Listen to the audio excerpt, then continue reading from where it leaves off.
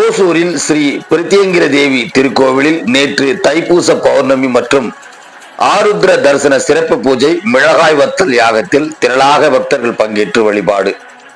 கிருஷ்ணகிரி மாவட்டம் ஓசூர் அடுத்த மோரணப்பள்ளி கிராமத்தில் அமைந்துள்ள பிரசித்தி பெற்ற அருள்மிகு ராகு கேது அதர்வன ஸ்ரீ மகா பிரத்யங்கிர தேவி கோவிலில் தை மாதம் 29வது நாள் நேற்று தைப்பூச பௌர்ணமி திருநாள் மற்றும் ஆருத்ர தரிசன சிறப்பு வழிபாடு நடைபெற்றது.